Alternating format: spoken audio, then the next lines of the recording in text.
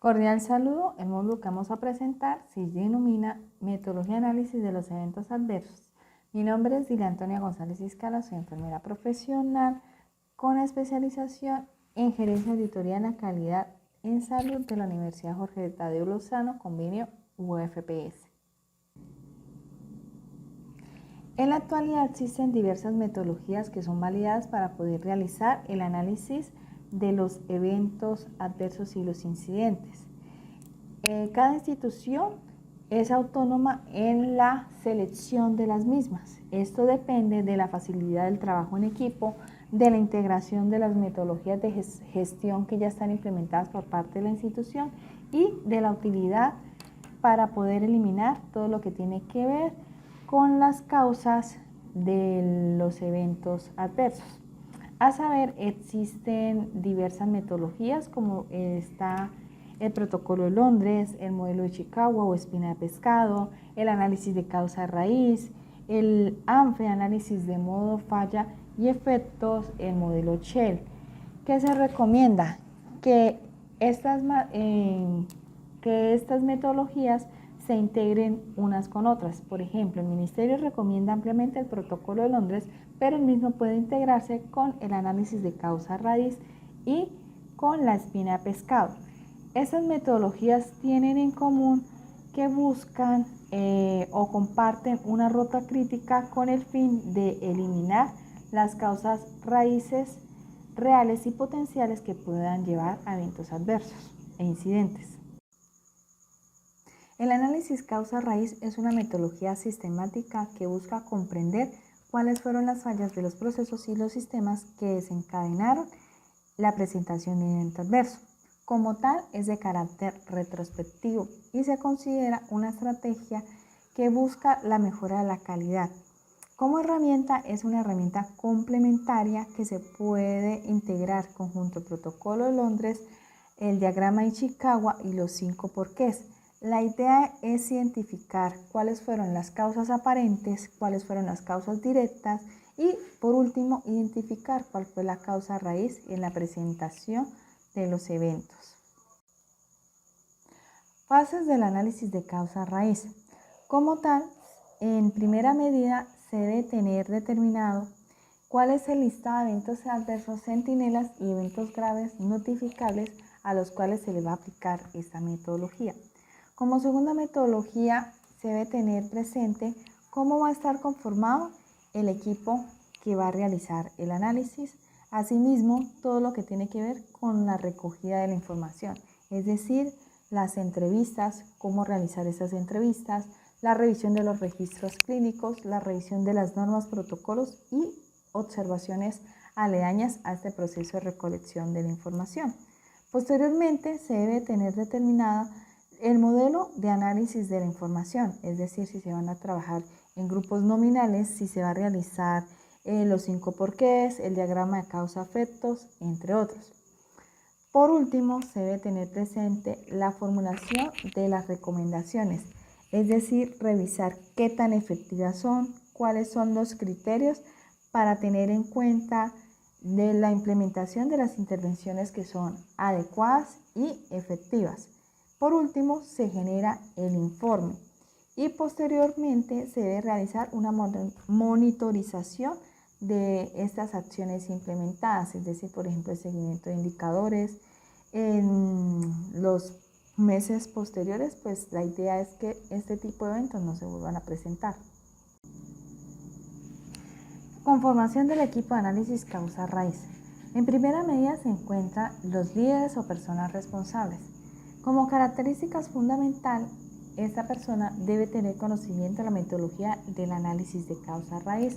Asimismo, debe tener conocimiento del tema o área en la que se produjo el incidente. No necesariamente debe tener conocimiento en primera mano sobre el evento ocurrido o las circunstancias que llevaron a la presentación de este evento, ni tampoco puede tener necesariamente autoridad para la toma de decisiones. Para eso hay otra figura. En cuanto al facilitador, esta persona preferiblemente debe tener conocimiento de la metodología de análisis causa-raíz. Ese es como el requisito fundamental. Deben participar personas que son miembros de la unidad asistencial donde se presentó el incidente. Preferiblemente que no esté involucrado directamente en la presentación del evento adverso. Se pide también en ocasiones la presencia de personas de carácter consultores, es decir, que tengan conocimiento elemental en el análisis causa-raíz, y también se pide la presencia de una autoridad administrativa y a una autoridad clínica, que son las personas que tienen poder para la toma de decisiones y la implementación de las barreras de seguridad. Un requisito transversal para todo el equipo que conforma el análisis causa-raíz es la adherencia al compromiso de confidencialidad. Recordemos que como principio todos los modelos de análisis y de hecho el lineamiento de implementación de la política de seguridad del paciente solicita que exista la confidencialidad en el proceso de notificación, análisis de los eventos adversos e incidentes. Análisis de la información. En primera medida hay que partir de que debemos conocer cuáles son las fuentes de datos para el análisis de causa-raíz. En esto se basa la entrevista, pues para revisar cuáles fueron los hechos y las causas. ¿Cuáles son los datos que debemos revisar? La documentación de historia clínica, los anexos de las mismas, entonces consentimientos informados, formatos de autorizaciones de turnos quirúrgicos. Tenemos que tener también la revisión de los documentos normativos, es decir, guías de práctica clínica, protocolos instructivos, reglamentos internos. En caso de equipos biomédicos, realizar la revisión en cuanto a mantenimiento preventivo y correctivo. Asimismo, realizar la revisión in situ. Hay que ir hasta el lugar y revisar pues el tema de instalaciones, infraestructura, los equipos biomédicos. Se debe custodiar, importante, en los procesos de análisis se debe tener custodia de la evidencia, es decir, por ejemplo, si fue la falla de un dispositivo médico, debemos garantizar la custodia adecuada de este dispositivo médico, o si no, tomar evidencia fotográfica en caso, por ejemplo, de que esté contaminado con líquidos corporales como sangre. Entonces, evidencia fotográfica o video también se puede tomar como una medida de evidencia. Se debe recolectar del incidente, o mejor dicho, el evento adverso, la fecha, la hora, el día en que se presentó, cómo estaban las características del paciente, consciente, orientado, si estaba o no acompañado. Investigar también cuáles fueron los factores relacionados al trabajo y sus funciones. Hay que tener presente todo lo que tiene que ver con los factores contributivos que conlleven a una falla activa o que conlleven a una falla latente. Entonces, por eso hay que identificar y tener presente cuáles son todos esos factores contributivos que pueden llevar al evento. Importante, tener presente la cronología del hecho. Eso es muy, pero muy importante. Importante pues para establecer la secuencia cronológica de los hechos, realizar adecuadamente una entrevista, y esta pues debe tener unas características puntuales para su realización. Por ejemplo, debe realizarse en un lugar privado, donde la persona se sienta en confianza y donde se sienta relajado. Garantizarle que lo que se diga en esa entrevista no va a ser objetos de represalias y se va a tener en estricta confidencialidad. La idea no es causar confrontación ni juicios de valor, entonces por ello se debe explicar inicialmente la razón o el motivo de la entrevista. Una vez se tienen estos datos, la idea es que se compara para poder realizar una secuencia general de lo que ocurrió en hechos previos antes del evento adverso. Entonces, por lo cual se puede realizar una cronología narrativa en la cual pues se va redactando pues a manera de cuento, o sea, así que nos echen el cuento qué fue lo que pasó. Entonces la idea es mirar la historia del incidente, que esté ordenado por fecha y por tiempo, de tal forma que podamos entender la ocurrencia de eso. Entonces la idea es que sea lo más clara, lo más simple, o sea, de lo simple a lo complejo. O sea, la idea es entender esta parte de la información. Esto puede ser parte del informe final. También se puede organizar en un formato de línea de tiempo. La idea de las líneas de tiempo es establecer horas y sucesos, es decir, por ejemplo, ingresa paciente a las 5 de la mañana, se realizó el triage, a las 5:30 se realizó pues la valoración médica en la que se identificó el motivo de consulta, enfermedad actual, examen físico. Entonces la idea es ir revisando por hora y por hechos de atención clínica. También se puede realizar en la tabla cronológica, que es algo similar a la línea de tiempo. Entonces, se puede organizar en una hoja de Excel. La idea es que las columnas tengan el tiempo, es decir, en horas el proceso de atención, es decir, por ejemplo, el 12 de julio del 2003 y la hora fue a las 2 de la tarde.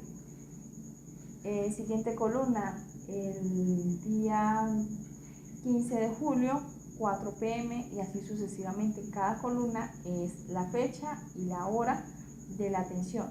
Posteriormente, en las filas se van a determinar previamente qué fue lo que ocurrió.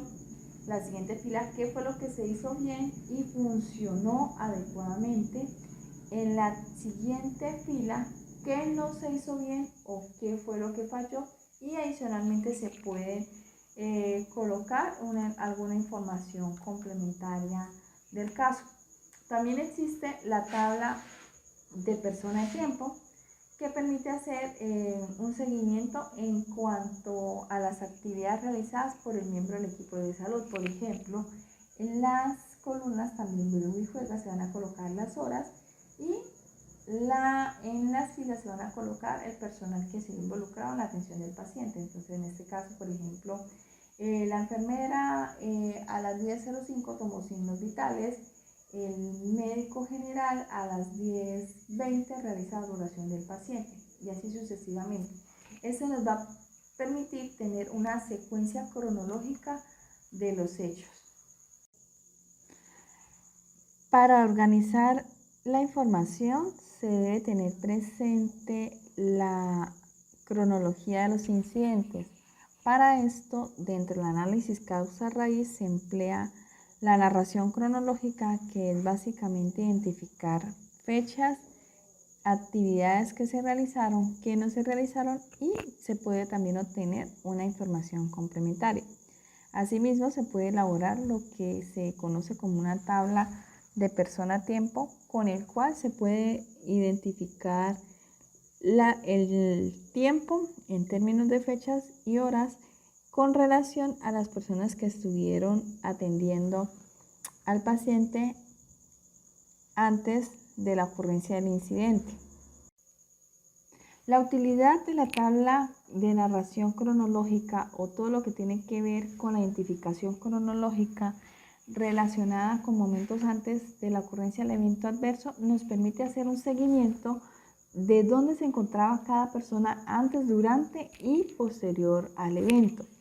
Esto es muy útil en periodos cortos de tiempo donde se han desarrollado diversas tareas y donde había cierto número de personas. Entonces, vale la pena recordar que las columnas representan el término tiempo y las filas pues van a ser, por ejemplo, para la tabla de la persona tiempo, las personas, y en lo que corresponde a la narración de los hechos, cuáles son las actividades que se realizaron, qué es lo que no se realizó, qué funcionó, qué ocurrió y cuáles son las observaciones complementarias.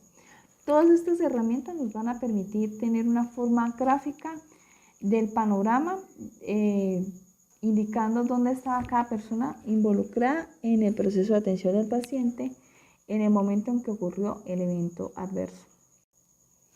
Herramientas complementarias. Bueno, iniciamos con los 5 porqués. Esta es una técnica sistemática de preguntas utilizadas durante la fase de análisis causa-raíz, y la idea es identificar la causa raíz que origina el evento adverso. La idea es preguntar al menos 5 veces por qué. Entonces, en ese orden de ideas se elabora una pregunta, se obtiene una respuesta que va a ser la siguiente pregunta, y así sucesivamente hasta al menos haber completado 5 veces este ejercicio. La idea es buscar, por así decirlo, escarbar cuáles fueron las causas que llevaron a la ocurrencia del evento adverso. Continuando con los 5 porqués, esta técnica se puede iniciar con una tormenta de ideas o se puede utilizar en conjunto con la diagrama causa-efecto. La idea es identificar el por qué está pasando una situación particular, por qué las cosas están así, y la idea es continuar preguntando por lo menos 5 veces, como ya había mencionado anteriormente, aunque si se puede extender este ejercicio hasta que se identifique la causa raíz, bienvenido sea. Hay que tener en cuenta que la pregunta a realizar es ¿por qué?, no ¿quién? Y este proceso se debe enfocar es hacia los problemas, no hacia las personas involucradas. Se presenta un caso hipotético relacionado con el uso de los 5 porqués. Entonces tenemos un problema que puede ocurrir, que es relacionado con el error en la administración de medicamento. Entonces se inicia la pregunta, ¿por qué la enfermera administró un medicamento equivocado? Entonces la respuesta a este caso es porque no escuchó el nombre del medicamento que indicó el médico. Entonces va el siguiente ¿por qué?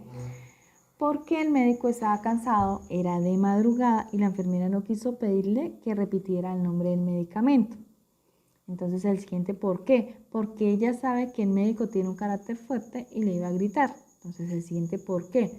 Porque él estaba cansado, había estado en un turno en las últimas 16 horas. Entonces nos va orientando para la ejecución de los planes de mejora. Entonces recordemos que esto es como pelar cebolla. La idea es de capa en capa ir revisando e ir identificando cuál es la causa raíz del evento adverso a estudiar. Herramienta diagrama Ishikawa o causa-efecto. Es una herramienta de visualización pictográfica que nos permite clasificar cuáles son las posibles causas o problemas a identificar. La idea es identificar los factores contributivos y muestra muchas veces cuáles son los factores potenciales para que se desencadene un evento adverso. Está compuesto por un dibujo, es decir, en la cabeza se va a colocar cuál es el evento adverso a estudiar. Se hace el trazado con una serie de líneas, entonces la línea principal y las líneas, la línea horizontal y las líneas principales, que son las espinas grandes en las cuales pues va a ser parte los factores contributivos, es decir, por ejemplo, paciente, tarea de tecnología, individuo, ambiente, organización y gerencia. Así sucesivamente se van a acomodar en las espinas grandotas los factores contributivos, y en las espinas menores se van a colocar cuáles son los riesgos concretos identificados relacionados con el evento a estudiar, es decir, con los riesgos individuales. Por ejemplo, colocamos en la cabeza del pescado el error en la administración de medicamentos. Entonces, una espina grande puede ser el tema de tarea y tecnología. Entonces, el riesgo se puede identificar, por ejemplo, en la desactualización de protocolos, el manejo de medicamentos. Otra espina chiquita puede ser la no identificación de medicamentos de alto riesgo. Otra espina grande, otra categoría grande puede ser individuo. No entrenamiento en el proceso de administración de medicamentos. Entonces, ese es el riesgo individual. Se puede analizar de forma negativa, es decir, de la cabeza a la cola, o de forma positiva, es decir, iniciando primero por la identificación de los factores contributivos y los riesgos individuales y terminar en la cabeza del pescado con la denominación del evento a estudiar. Continuando con la herramienta Ichikawa, ya tenemos un esquema de la espina de pescado en la cual pues se ha identificado cuáles son los factores contributivos o las causas que influyeron en la ocurrencia del evento adverso. La idea es que podamos confirmar entre todos los integrantes del equipo cuáles fueron los factores causales y cuál fue su influencia en la identificación del evento adverso. El Ministerio de Salud recomienda que cuando se realice este ejercicio de espina de pescado, es decir, cada vez que se identifiquen los factores contributivos, se le dé una ponderación, es decir, se haga el cruce entre la probabilidad y el impacto. Es decir, por ejemplo, si la probabilidad es baja en la participación del evento, entonces se le asigna una calificación de 1. Si es de medio, es decir, es factible que este factor contributivo esté ligado al evento adverso, se le da una clasificación de 2 o 3. Y si es muy alta, si es factible que el hecho haya sido desencadenado por tal factor contributivo, le damos una puntuación de 4 o 5. Y esto se confronta con el impacto. Es decir, si es bajo, se le asigna el valor de 1. Igualmente, si es medio, 2 o 3, y si es alto, 4 o 5. En la multiplicación de esta probabilidad por el impacto nos da un producto. Todos aquellos factores contributivos que tengan una ponderación mayor a 25 son los que se van a priorizar para la realización de los planes de mejora. Para finalizar el estudio relacionado con la metodología análisis causa-raíz, es importante tener presente cuáles fueron las lecciones aprendidas. La idea es generar conocimiento continuo que sirva como herramienta para gestionar el mejoramiento y que sirva también como una experiencia para fortalecer nuevos procesos. La idea es que dentro del informe se incluya pues la descripción del evento en función de la cronología, la descripción de cuáles fueron las causas o factores contributivos, la descripción de la situación final del paciente, cuál fue la consecuencia, entonces cuál fue el evento, cuál fue la severidad, cuál fue la evitabilidad, y se debe describir puntualmente la acción correctiva. Esta acción correctiva debe tener un responsable y debe tener un límite de tiempo, o sea, no se pueden dejar abiertas eternamente y para siempre, no, deben tener un periodo de cumplimiento. Y lo importante es que debemos hacer un autoexamen y revisar qué fue lo que se hizo bien y debe seguirse haciendo como manera puntual de exaltar la efectividad de las barreras de seguridad. Tener presente qué fue lo que se hizo mal y nunca debe repetirse, es decir, cuáles fueron las fallas activas o si se identifican cuáles fueron las fallas latentes, qué no hicimos y qué se debió haber hecho, es decir, la oportunidad de mejora para implementar nuevas barreras y qué no hicimos y nunca vamos a hacer. Esto pues para dar pie al ciclo del mejoramiento continuo. Otro aspecto importante dentro del manejo de los eventos adversos es tener presente y tener al personal entrenado en qué hacer cuando ocurre un evento o incidente relacionado con la seguridad del paciente. Hay que recordar que los ejes fundamentales van enfocados, uno, a dar una respuesta rápida para poder mitigar el daño. Dos, garantizar una comunicación adecuada entre el paciente y la familia, conjunto del equipo asistencial. Tres, incentivar pues el reporte, realizar la investigación del caso, los planes de mejora, establecer cuáles son los resultados. Y por último, tener presente la comunicación y el apoyo que se le da a los profesionales. La idea es que ellos no se sientan que se dejaron solos. Como fases que se dan durante la respuesta inmediata, la idea es garantizar la seguridad del paciente, garantizar la articulación de la comunicación interna, es decir, que la persona sepa a quién y en qué momento debe notificar un evento adverso. La idea es tener establecido esos mecanismos de reporte también. Cómo deben realizar el registro del caso en la historia clínica, a quién se pueden dirigir en caso de dudas, prestar el soporte a la persona implicada, porque si se presentan características de segunda víctima, es importante gestionar esa seguridad, o sea, brindarle esa seguridad psicológica al colaborador. Y como última instancia de la respuesta inmediata es activar todo lo que tiene que ver con el análisis del evento.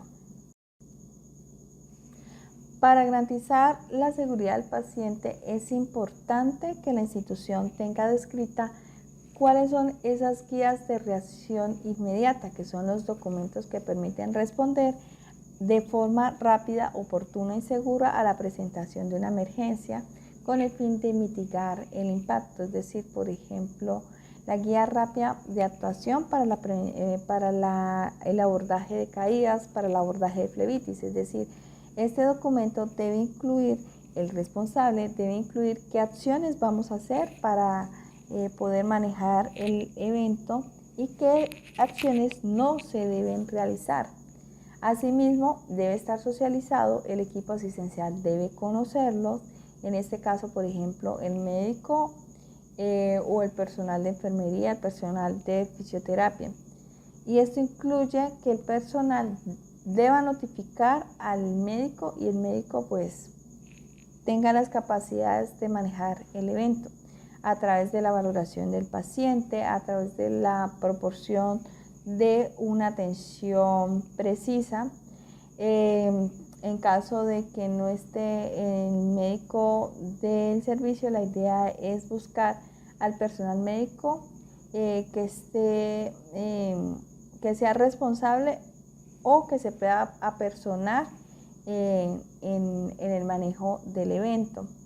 Entonces se debe pues retirar al paciente de todas aquellas situaciones que representen acciones inseguras o que puedan ser un riesgo potencial. Por ejemplo, si estamos hablando de un caso de extravasación de medicamentos oncológicos, entonces hay que tener la guía rápida para poder realizar un abordaje adecuado de estas. Entonces, por ejemplo, que incluya el detener la bomba, no extraer el catéter, sino con una jeringa aspirar la mayor cantidad de medicamentos, la delimitación de la zona que sufrió el daño, la aplicación de los antídotos dependiendo del medicamento, la custodia y la conservación de las evidencias pues para que puedan ser utilizados en el proceso de análisis. Entonces, lo que incluye las evidencias fotográficas y demás.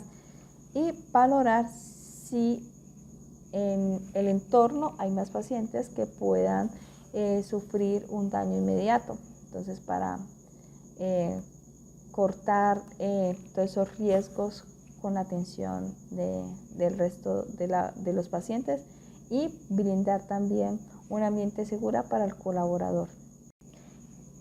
Como siguiente fase o como siguiente eje relacionado con la atención del evento adverso, se debe tener presente la articulación con el equipo asistencial con las personas que son responsables o integrantes con respecto a los registros y la documentación en la historia clínica. La idea, ¿cuál es? Recordar que la historia clínica es un documento médico legal en el cual se consignan todas las observaciones y las intervenciones relacionadas con el proceso de salud del paciente.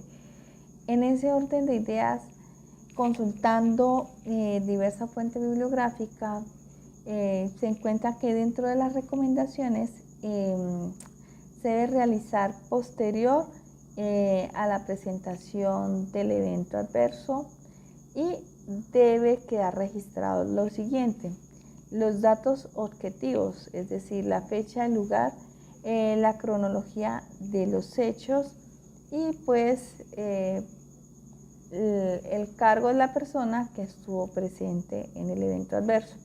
Hay que tener presente cuál fue el estado del paciente antes de producirse el evento, cuáles fueron los efectos del evento sobre el paciente y principalmente cuáles fueron las intervenciones realizadas y los resultados obtenidos.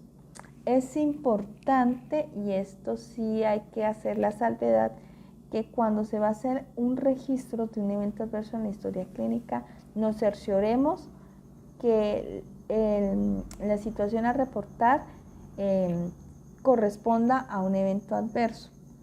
¿Por qué lo digo? Porque si se identifican falencias en la identificación de algo puntualmente, esto va a ser contraproducente para la institución. Por ejemplo, en el tema de las lesiones por presión, hay que saber identificar adecuadamente cuándo son lesiones por presión, porque recordemos que hay situaciones que pueden mimetizarse y podemos estar haciendo algo adverso relacionado con los registros clínicos. Lo mismo ocurre con las flebitis. Por ejemplo, se sabe que la flebitis es una triada, entonces que la situación a reportar cumpla con todos los criterios relacionados con el tema de la flebitis. Posteriormente, realizado el reporte, pues se procede a realizar el análisis. Ya hemos visto, se puede realizar con un análisis causa-raíz en caso de que sean eventos graves o centinelas. Se puede emplear en la metodología protocolo de Londres, que pues va a ser explicada en otro módulo de la formación.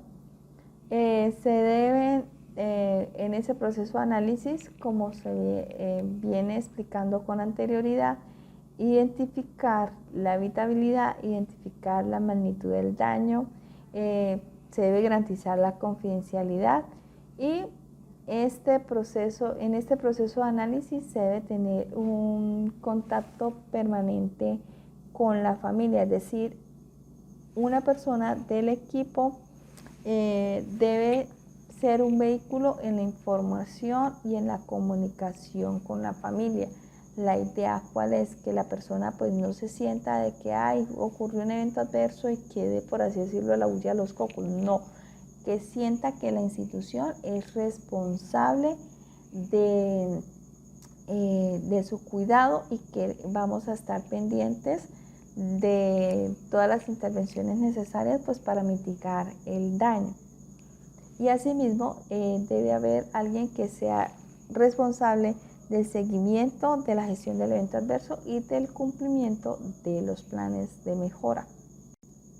En relación a la forma de articular la comunicación interna, esto hace referencia a cómo se organiza la comunicación del evento, es decir, que las personas que han sido testigos del evento adverso o las personas que se han visto inmersas en la presentación de un evento adverso durante su quehacer asistencial o administrativo tengan el conocimiento de a quién deben reportar, de cómo deben reportar. En ese orden de ideas, los sistemas de notificación para seguridad del paciente son un elemento clave para implementar la gestión del riesgo. La idea es que ese proceso esté estandarizado, que se conozcan los riesgos del servicio, que se conozca qué es lo que debo notificar y a su vez que se garantice que este reporte sea voluntario. La idea es que todos seamos reportantes y que no sea punitivo. Adicionalmente, se debe garantizar la confidencialidad. Este mecanismo de reporte debe ser ágil y debe ser orientado a los sistemas y los procesos.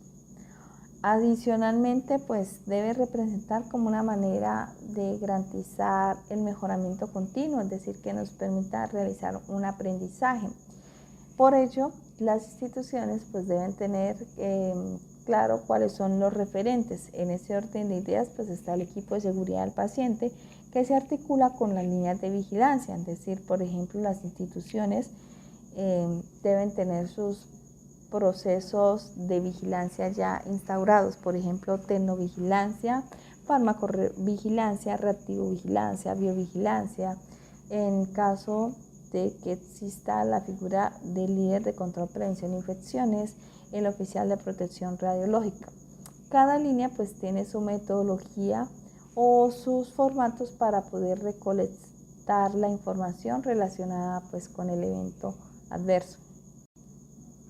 Un aspecto clave y fundamental en el manejo de los eventos adversos es la seguridad psicológica de los colaboradores o de los trabajadores de la institución.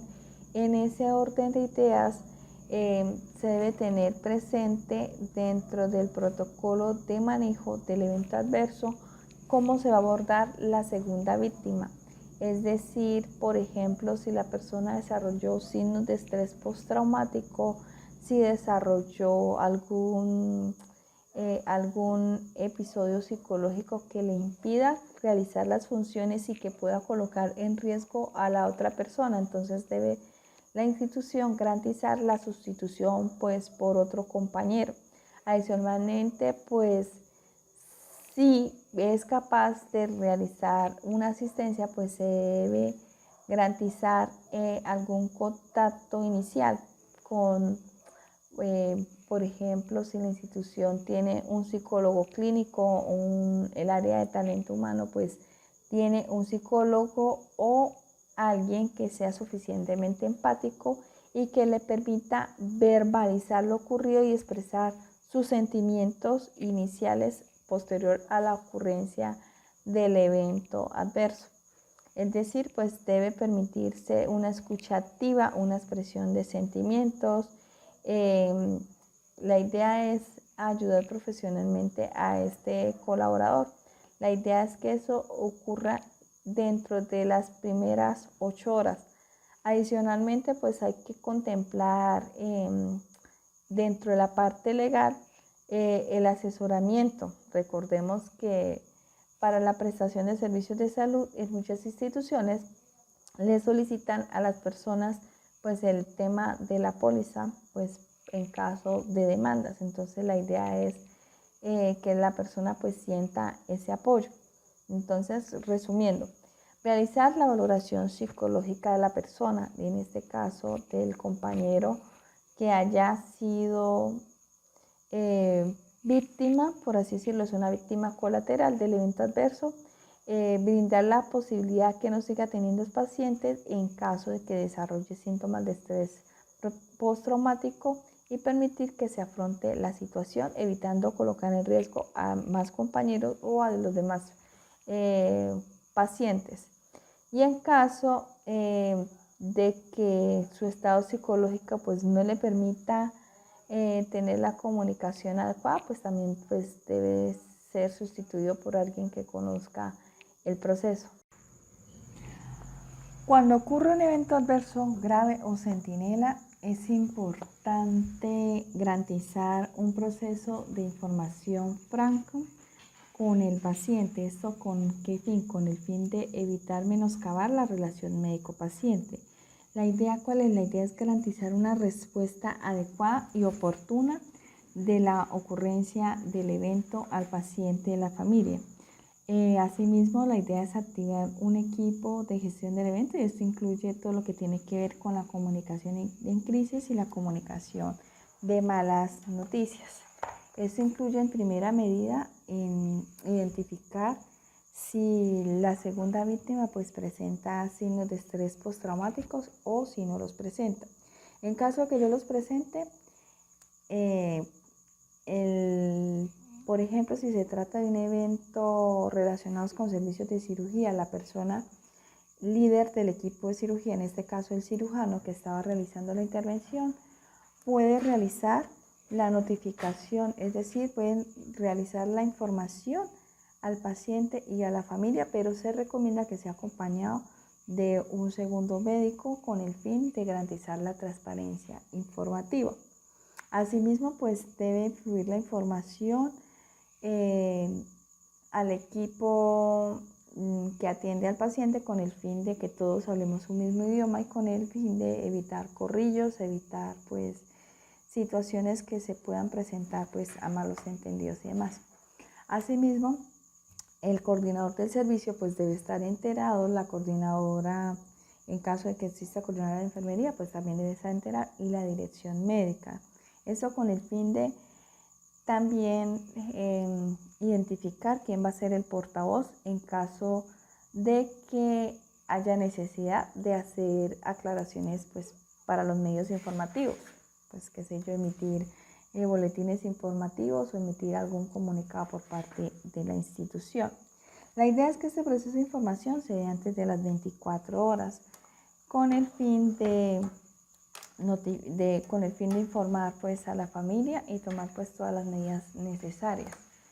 Entonces, en ese orden de ideas creado el equipo de gestión del evento adverso, hay que identificar si el paciente o la familia requiere unas necesidades especiales en cuanto a la comunicación. En ese orden de ideas, si se requiere cubrir estas necesidades, establecer los medios necesarios, es decir, buscar los profesionales especializados, en caso de que haya necesidad pues de intérpretes pues para poder realizar un proceso de comunicación con el paciente.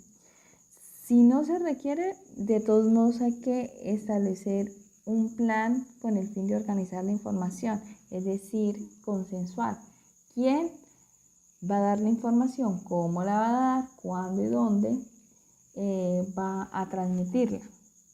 Asimismo, paralelamente hay que ir involucrando a la parte jurídica con el fin de valorar cuál es el impacto legal de la ocurrencia de este evento adverso. Y ya ellos pues realizarán sus procesos que le competen. Asimismo, hay que determinar cuáles son los factores intrínsecos del paciente con el hecho de recibir la información, es decir, si existe algún factor intrínseco que le impida recibir la información, por ejemplo, cambios en el estado mental, fallecimiento o alguna otra circunstancia especial, debemos identificar qué miembro de la familia es el más adecuado a recibir la información. Entonces, en ese orden de ideas, debemos garantizar unas condiciones para poder brindar esa información. En caso de que no exista ningún factor condicionante para el paciente, la idea es notificar o informar directamente al paciente y a la familia lo antes posible con los datos que tengamos a la mano. Eso sí, haciendo hincapié que se desconocen cuáles fueron las causas del evento, del incidente, pues que para eso se va a activar todo lo que tiene que ver con la investigación del análisis, la investigación y el proceso de análisis del evento. Entonces, como primera medida es establecer un guión, explicar cuál es el objetivo, los datos concretos, evitar hacer suposiciones, evitar hacer referencia con palabras de índole impersonal, evitar connotaciones jurídicas como negligencia, como error, como equivocación, sino indicar que ha ocurrido un imprevisto o un evento indeseado. Y evitar pues con este tipo de eventos las implicaciones clínicas de actuación terapéuticas en el momento darle información al paciente. En caso de que sea necesario, pues se debe elaborar una disculpa con el fin de garantizar empatía con el paciente y la familia, garantizar pues la ayuda psicológica, garantizar la ayuda en cuanto al abordaje del evento adverso, explicar cuáles son las medidas que se van a tomar con el fin de que este tipo de eventos pueda ocurrir en el futuro, y en todo momento hay que ofrecer el apoyo al paciente y a la familia. Asimismo, hay que evaluar cuál es la comprensión que el paciente tiene de la información que se ha dado. Igualmente hay que permitir que exprese sus emociones y que formule preguntas. Y también es importante registrar en la historia clínica la información que se le ha facilitado al paciente y o a la familia. Ya en posteriores comunicaciones es importante hacer hincapié en todo el proceso evolutivo de la situación presentada, explicar cuáles son las mejoras que se han realizado, cuáles son los cambios en los procesos, explicar todo lo que tiene que ver con la generación de la cultura de seguridad. La idea es tener presente qué vamos a hacer pues para fortalecer el proceso de atención. Asimismo, hay que ir evaluando, ofrecer el apoyo a la familia, es decir, en todo lo que se requiera pues para mitigar el daño. Por ejemplo, si se requieren procedimientos quirúrgicos, si requieren interconsultas, valoración por psicología. Y de estas posteriores intervenciones deben quedar plasmadas en la historia clínica. Igualmente, lo que se busca es evitar nuevos eventos adversos relacionados pues con este tema. Con el fin de ampliar la información relacionada con la comunicación de los eventos adversos a la familia, es decir, la forma correcta de dar esta noticia, cómo se debe preparar el entorno, cómo debe ser el lenguaje para poder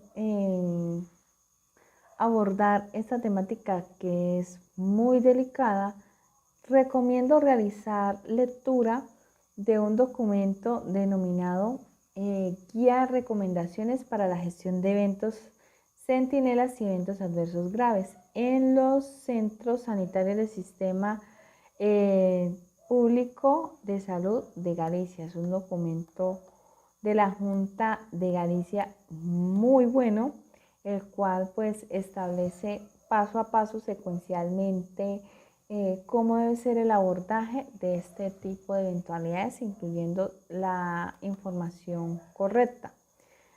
Pero para tener en cuenta, este proceso de comunicación debe darse precozmente, posterior a la presentación del evento. Debe evitar buscarse un culpable. La persona que dé la información debe garantizar la presencia de otro profesional próximo al paciente. Esto con el fin de garantizar pues la transparencia de la información. Igualmente, en comunicaciones posteriores, esto debe realizarse por lo menos con 2 profesionales. Entonces, a tener en cuenta que hay que evitar pues para el tema del manejo de la información, evitar pues si se da la oportunidad de citar al paciente o a la familia, no llegar tarde a estas citas, evitar pues dejar a la persona esperando, es decir, no presentarse a las citas, evitar que en el momento pues de establecer esta comunicación hayan factores distractores, por ejemplo, el uso de celular, atender pues otras eventualidades, por ejemplo, otras llamadas, evitar tener prisas o apuros en el traspaso de la información. Para el caso de cuando se da la primera información, se debe, como les vengo diciendo, realizar en lo antes posible, en las primeras 24 horas. Se debe atender a la persona, se debe pues darle el espacio que ella comprenda lo sucedido, se debe garantizar pues las entrevistas. En las entrevistas se debe dar parte a las novedades tan pronto estas ocurran durante el proceso asistencial. Estas entrevistas deben darse en un lugar tranquilo, en un lugar donde se garantice la privacidad, donde no hayan interrupciones de ningún tipo.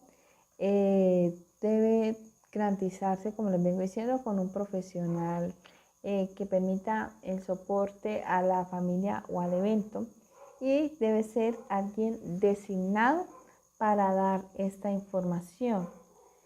Debe garantizarse que sea abordado por parte de alguien, de alguna figura que tenga la experiencia, que tenga la tranquilidad suficiente. Y pues debe ser una comunicación honesta, en un lenguaje claro, en un lenguaje comprensible, en el que se pues reconozca las responsabilidades, pero que no se culpabilice a alguien puntualmente. Esto pues puede sonar complejo y paradójico, pero hay que hacerle ver a la persona en que la institución va, por así decirlo, a trabajar en la mitigación del daño, sin entrar a decir es que por culpa del ginecólogo mi bebé se murió. No, la idea es establecer un puente comunicativo con este episodio que es tan doloroso, por ejemplo, el caso de una mortalidad perinatal, o sea, darle el espacio que se haga el duelo, explicar en las mejores palabras qué fue lo que ocurrió, pero sin entrar a señalar, y así mismo ocurre con el resto de personas. Adicionalmente, hay un curso que oferta el grupo de investigación para segundas y terceras víctimas. Este es por medio de videos. La idea, ¿cuál es? La idea es por medio de situaciones hipotéticas, pues profundizar el manejo adecuado de las segundas y terceras víctimas. O sea, esto es una herramienta muy buena que recomiendo pues para complementar este módulo formativo.